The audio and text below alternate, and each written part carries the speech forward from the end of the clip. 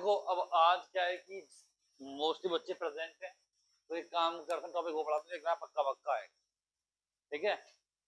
अब ये टॉपिक 100% आएगा एग्जाम के अंदर में, कोई बच्चा भी हो, कोई सा भी स्कूल हो, पक्का पक्का आता है। फेवरेट टॉपिक है कोलिजन। क्या बेटा? कोलिजन।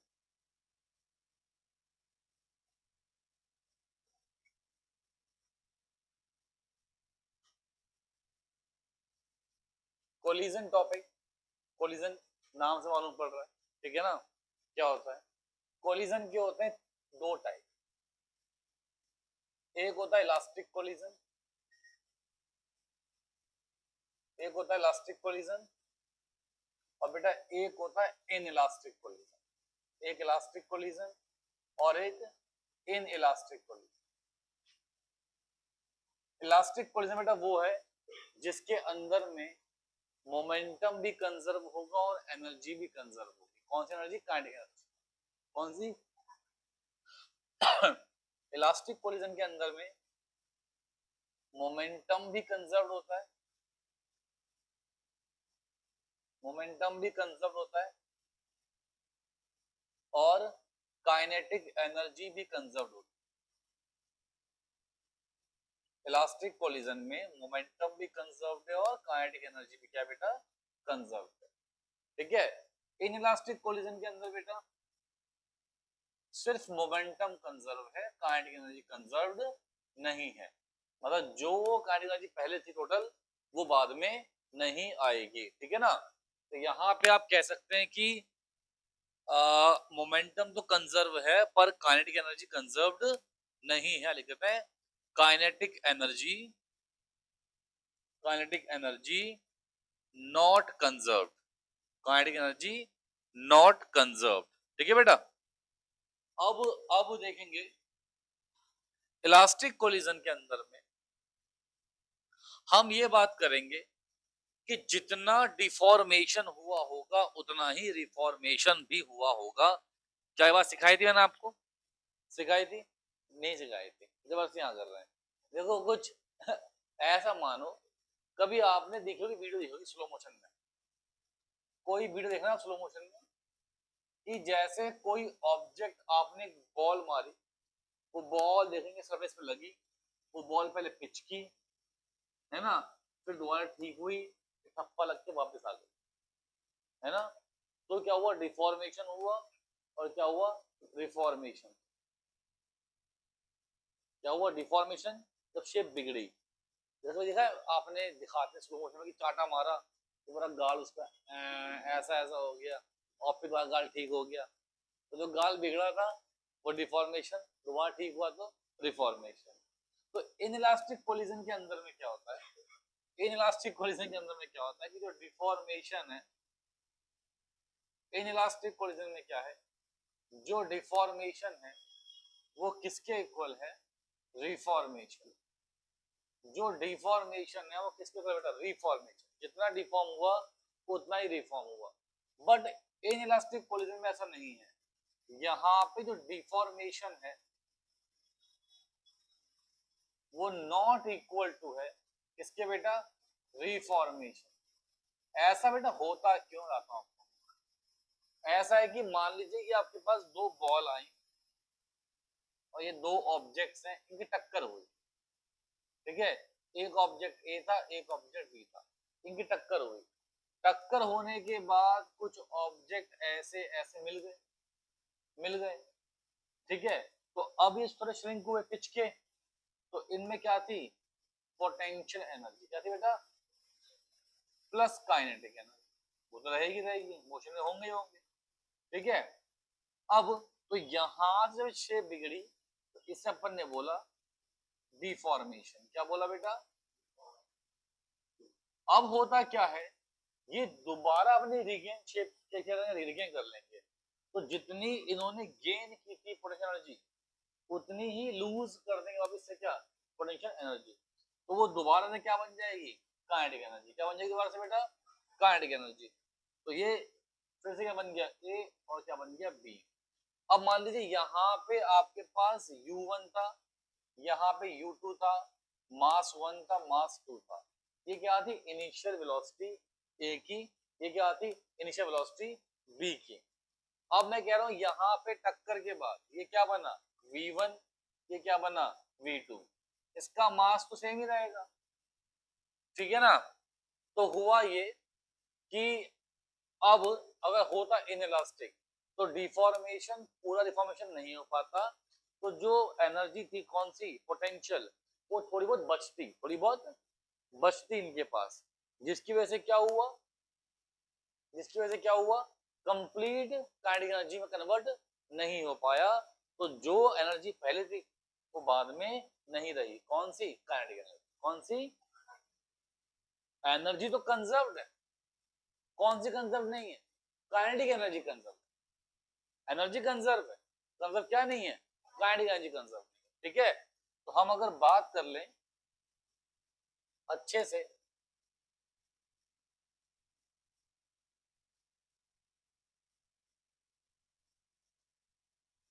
इलास्टिक कोलिजन की, किसकी बेटा, इलास्टिक कोलिजन की बात कर, देखिए इलास्टिक कोलिजन क्या है। इलास्टिक कोलिजन, इसका पहला पॉइंट क्या था, चलो यहाँ पे मैंने ऑब्जेक्ट लिया ए, यहाँ मैंने लिया एक ऑब्जेक्ट बी, ये आगे से आया वेलोसिटी u1 से, ये आगे जा रहा है वेलोसिटी u2 से। अच्छा, इनमें कोलिजन कब होगा, इनमें कोलिजन कब होगा, जब वेलोसिटी पीछे वाले की बड़ी होगी किससे, आगे वाले, वरना कोलिजन होगा ही नहीं। कोलिजन कब होगा, जब पीछे वाले की वेलोसिटी बड़ी होगी किससे, आगे वाले से, तभी तो होगा कोलिजन, वरना तो नहीं होगा ना कोलिजन। बहुत अच्छी बात। अब आफ्टर कोलिजन,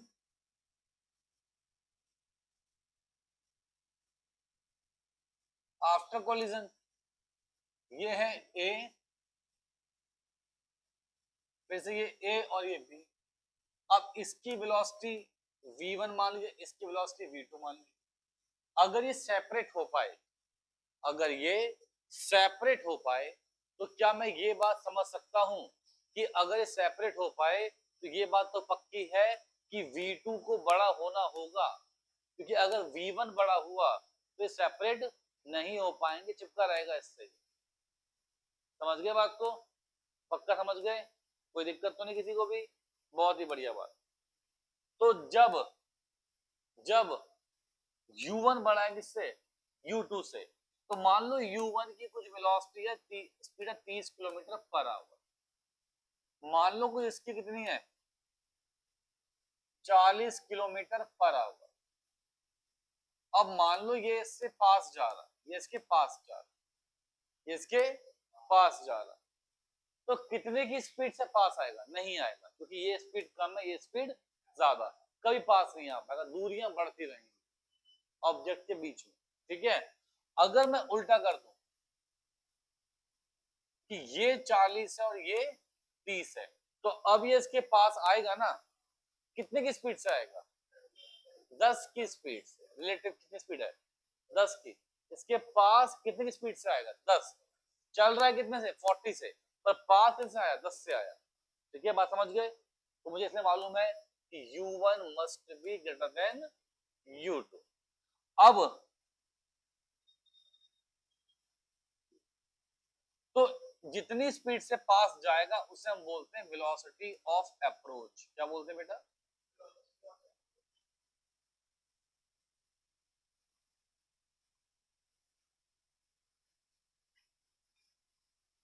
ठीक है।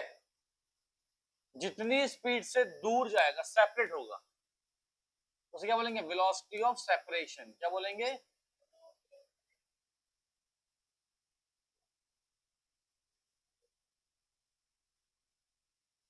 वेलोसिटी ऑफ सेपरेशन, ठीक है बेटा। अब ये कितना होगा, ये होगा v2 माइनस v1, क्या होगा, v2 माइनस v1, ठीक है बेटा, क्लियर। और यहां से हम एक टर्म होती है e, उसे बोलते हैं v2 माइनस v1 अपॉन में u1 माइनस u2, मतलब कि velocity of separation, velocity of separation divided by बेटा velocity of approach, velocity of separation divide by कितना बच्चे, वेलोसिटी ऑफ अप्रोच। ठीक है बेटा, ये होगा। अब इसे और ये जो ई है बेटा, इस ई को हम लोग बोलते हैं कोफिशिएंट ऑफ रेस्टिट्यूशन। क्या बोलते हैं बेटा? इसको हम बोलते हैं कोफिशिएंट ऑफ रेस्टिट्यूशन। ठीक है, समझे बात सब बच्चे? सब बच्चे बात समझ गए, है ना? तो E इज इक्वल टू कितना होगा, V2 माइनस V1 अपॉन में U1 माइनस U। तो ये बात ध्यान रखिएगा, for elastic collision, for elastic collision E की वैल्यू क्या होती है? फॉर इलास्टिक कोलिजन E की वैल्यू क्या होती है? 1।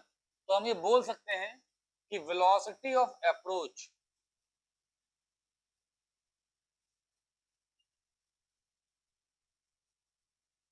वेलोसिटी ऑफ अप्रोच किसके इक्वल है बेटा?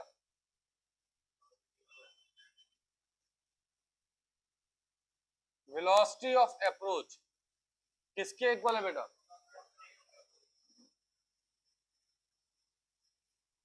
वेलोसिटी ऑफ अप्रोच किसके इक्वल है? Velocity of separation. किसके लिए? For elastic collision. रहेगी बात याद? आसान लग रहा है? कुछ अनोखी बात नहीं है, ऑब्वियस सी बात है, ऐसा होना ही होगा। ठीक है, अब देखते हैं नेक्स्ट चीज। अब आपसे मैंने ये कहा कि मोमेंटम क्या रहता है? कंजर्व रहता है ना बेटा? क्या रहता है? कंजर्व रहता है। इलास्टिक की बात चल रही है ना? तो अगर मोमेंटम कंजर्व्ड है, अगर मोमेंटम कंजर्व्ड है, तो हमको ये पता है कि total momentum before collision, momentum क्या होता है? Mass into velocity. तो जो ऑब्जेक्ट था, जो ऑब्जेक्ट ए था, इसका मास कितना मान लो? m1, इसका मास m2, बाद मेरी मास m1 और मास m2। तो ये बात क्या समझ में आती है कि m1 u1 इसका मोमेंटम, m2 u2 इसका मोमेंटम, तो ये क्या हो गया? सम कर दो तो मोमेंटम बिफोर कोलिजन। क्या? Momentum before collision, m1 u1 plus m2 u2, momentum before collision. ठीक है, इसके बाद बात कर लेते हैं बेटा कितना, m1 v1 plus m2 v2, तो momentum after collision. Momentum before collision is equals to momentum after collision.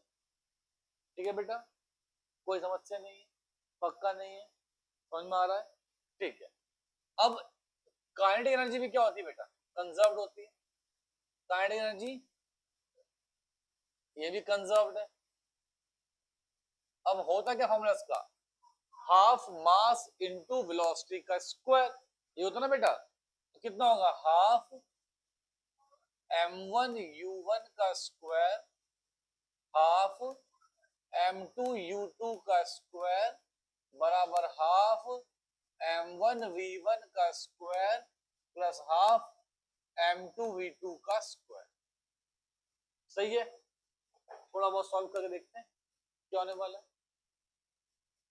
ये रही पहली इक्वेशन, ये रही दूसरी इक्वेशन। अच्छा, बाकी मैंने ये बता ही दिया, थोड़ा सॉल्व। क्या बताया मैंने आपको? फॉर इलास्टिक कोलिजन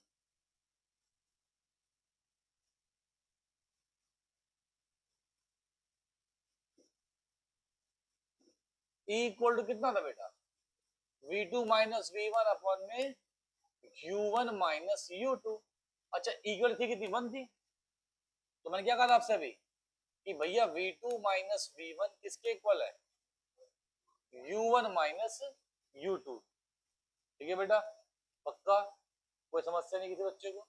बहुत बढ़िया बात है। अब क्या करोगे? यहां से निकालो किसकी वैल्यू? V2 की। वो कितनी होगी? U1 minus U2 plus V1। ठीक है, अब मैं करूंगा पुट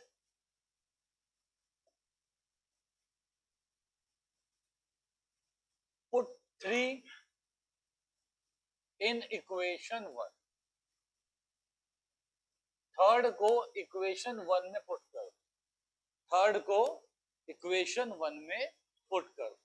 जब इसे इक्वेशन वन में पुट करेंगे बेटा तब क्या हो जाएगा, हम देखेंगे m1u1, क्या बेटा, m1u1 प्लस m2u2 बराबर m1v1 plus m2u1 minus u2 plus v1। अब क्या होगा बच्चों, m1u1 प्लस m2u2 बराबर m1v1 m2u1 m2u2 plus m2v1। हमें निकालना क्या है, हमें v1 निकालना, मतलब जो वेलोसिटी पहले है कोलिजन से वो दी होगी आपको, हमें क्या निकालनी होगी, जो वेलोसिटी बाद में आएगी कोलिजन के, ठीक है बेटा। तो अब हम बोलेंगे कितना, m1u1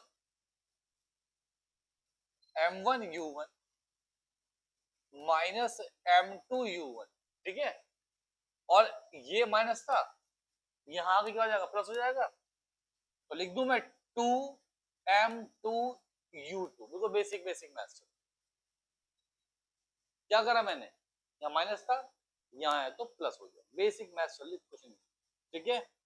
अब यहाँ पे बचा v1 वाला, यहाँ बचा v1 वाला, क्या मैं इसमें से v1 कॉमन ले लूं, अब क्या बच रहा है, m1 प्लस m2 बच रहा है, तो यहां से अगर मैंने कॉमन लिया u1 तो m1 minus m2 u1, m1 minus m2 u1 plus 2m2 u2 divided by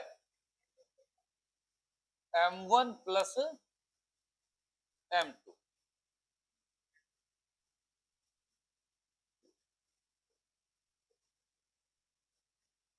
ये कौन सी वेलोसिटी आ गई,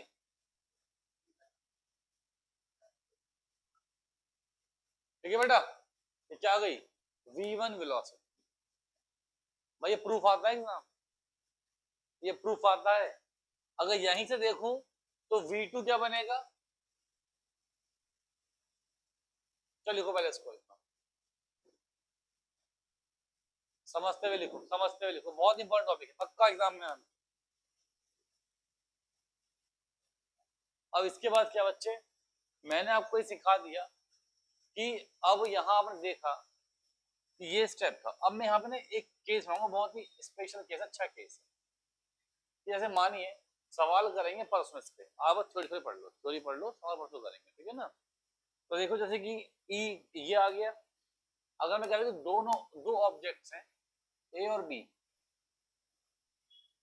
m1 एंड m2, है ना बेटा, तो हम बोलेंगे if m1 is equals to m2, अगर दोनों मास आपस में क्या हो जाएं, इक्वल, अगर दोनों मास आपस में क्या हो जाएं, इक्वल हो जाएं, तो m1 इज इक्वल्स टू क्या आ गया, m आ गया, कोई दिक्कत नहीं है भाई, मास इज इक्वल थे m मान लिया, अब वैल्यू पुट कर दो, m पुट कर दो यहाँ पे, देखिए क्या क्या हुआ,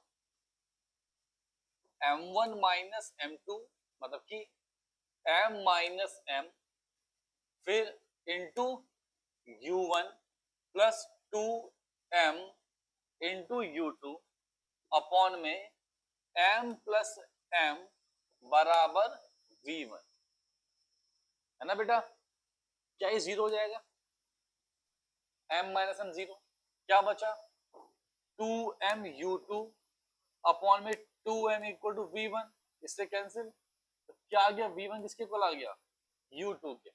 मतलब क्या बना, मतलब ये बना कि अगर मान लीजिए ये एक ऑब्जेक्ट है 3 kg का और इसकी स्पीड थी कुछ 30 मीटर पर सेकंड, ये एक ऑब्जेक्ट है 3 kg का, कितने का बेटा, 3 kg का, इसकी स्पीड थी कितनी, कुछ 20 मीटर पर सेकंड, तो कोलिजन के बाद जो ए है उसकी स्पीड कितनी हो गई, 20 मीटर पर सेकंड, और जो बी है उसकी कितनी हो गई, समझ गए ना। यहाँ मैंने क्या किया था कि v1 किसके इक्वल है, u2 के। सिमिलरली v2 किसके इक्वल होगा? तो हम कह सकते हैं कि वेलोसिटीज क्या हो गई? इंटरचेंज। कब होगी? जब मास सेम होगा। कब होगी? जब मास सेम होगा। ठीक है, समझे बात को? अब सवाल मान लो ऐसा आ गया कि बोल दे आपसे, सवाल दे दे आपको, क्वेश्चन ये आपके पास आया कि दो ऑब्जेक्ट्स हैं, एक का मास कुछ 4 केजी है और एक का मास कुछ मान लो 8 केजी। यहाँ पे इसकी स्पीड थी कुछ 40 मीटर पर सेकेंड, इसकी स्पीड कितनी मीटर? 10 मीटर पर सेकेंड।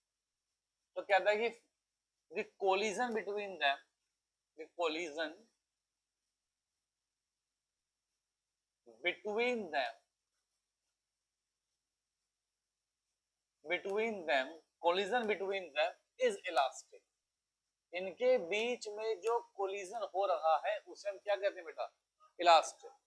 अब इस चैप्टर में जो टॉपिक आते रहेंगे वो बहुत ही इंपॉर्टेंट टॉपिक आएंगे, बहुत ही इंपॉर्टेंट, मतलब कि सवाल से ज्यादा थ्योरी पूछा गया सबसे एग्जाम में, तो आए समझे याद कर ले सफिशिएंट होगा।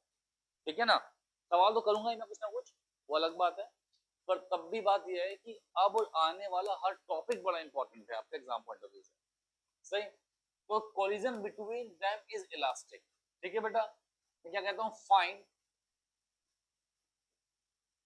There velocities after collision. अभी बनिया सवाल है ना बेटा। हम मान लेते हैं बच्चे, ऐसा ऐसा मान लेते हैं बेटा कि आफ्टर कोलिजन इसकी, आफ्टर कोलिजन हम मान लेते हैं जो 4 केजी वाला है इसकी स्पीड कितनी है? v1। कितनी है? v1। जो 8 केजी वाला है इसकी कितनी है? v2। कितनी है? v2। ठीक है,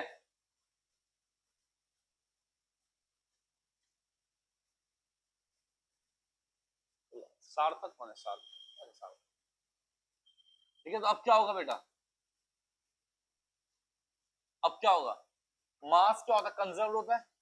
सीखा अपन लोगों ने? मास क्या होता है? अरे बना सीखा, फॉर्मूला सीखा। फॉर्मूला क्या था? फॉर्मूला v1 इक्वल टू क्या था? बताओ ना। m1 माइनस m2, यही था, है ना?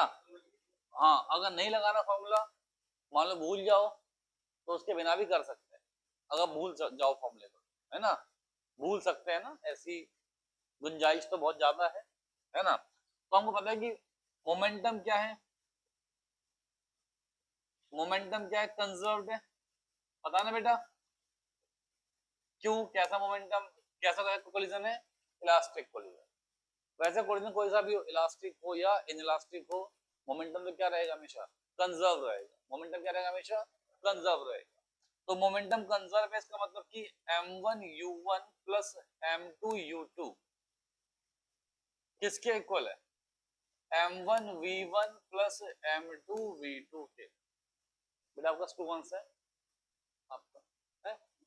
आज टेस्ट होगा स्कूल में फिजिक्स का, कल है टेस्ट? हाँ, कल था, हो गया, पेपर दिखाना। तो अब कितना है? m1 4, ये कितना है? 40। 4 और कितना है? 40, कितना हो गया? 160। फिर कितना है? 8 और कितना है? 10, कितना हो गया? 80, है ना बेटा? बराबर m1 कितना बेटा? 4 है, तो 4v1 प्लस 8v2, ये कितना हो गया बेटा? 240 बराबर 4v1 प्लस 8v2। अरे बात समझ में आ रही है आप लोगों को? पक्का बात समझ में आ रही है ना? कोई दिक्कत नहीं मिश्रा जी? पक्का? हाँ। अब यहाँ से 4 कॉमन लिया, यहाँ से 4 कॉमन डिवाइड मार दिया, यहाँ से 4 कॉमन लिया, डिवाइड कर दिया, तो v1 plus 2v2 is equal to कितना बेटा? 60। v1 प्लस 2v2 कितना बेटा 60। समझ गए बात को? बहुत ही बढ़िया बात, बहुत ही बढ़िया बात। ये क्या आ गई पहली इक्वेशन, क्या आ गई बेटा ये पहली इक्वेशन। अब जरा बात कर लेते हैं बच्चे, अब हमको पता है कि velocity of separation and velocity of approach आपस में क्या थी इक्वल। तो क्या हम कह सकते हैं कि v2 माइनस v1 किसके इक्वल होगा u1 माइनस u2। सिखाया आपका नहीं सिखाया मैंने, सिखाया ना। तो अब क्या होगा v2 माइनस v1 किसके इक्वल है 30 के। लिख दूं यहाँ पे, लिख दूं v2 माइनस v1 किसके इक्वल है, ये क्या आ गई। तो बच्चों अब क्या करना होगा, मुझे दोनों को ऐड मार देना होगा। यहाँ v1 है, यहाँ कितना है माइनस v1 है, cancel cancel 2v2 plus v2 कितना हो गया 3v2, ये कितना हो गया 90। तो v2 कितना आ गया 30 मीटर पर सेकेंड। अब यहाँ वैल्यू पुट कर दोगे तो 30 माइनस v1 बराबर कितना बेटा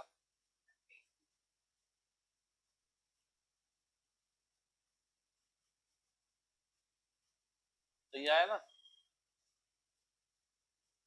हाँ कितना हो गया, कितना आ गया सॉरी 30, कितना है v1। अब हुआ क्या, हुआ ये कि ऑब्जेक्ट इससे काफी हल्का था तो इस पर टक्कर लगी तो ये रुक गया और ये आगे चल गया 30 से। जब अगर अगर आप देखोगे जब मास को बहुत बढ़ा दोगे, अगर ये मास बहुत बढ़ जाए बहुत बढ़ जाए, मैं यहाँ पे दीवार है भाग क्या टक्कर मार दीवार में, दीवार क्या होगा कुछ नहीं, गिरूंगा मैं। और यहाँ पे क्या हुआ कि ये तो भाई रुक गया और ये आगे बढ़ गया। ठीक है समझ गए बात को। अब सब बच्चे एक सवाल और करें, खुद से करेंगे, निकालेंगे आंसर। एक ऑब्जेक्ट 2 kg का, इसकी स्पीड है 20 मीटर पर सेकेंड।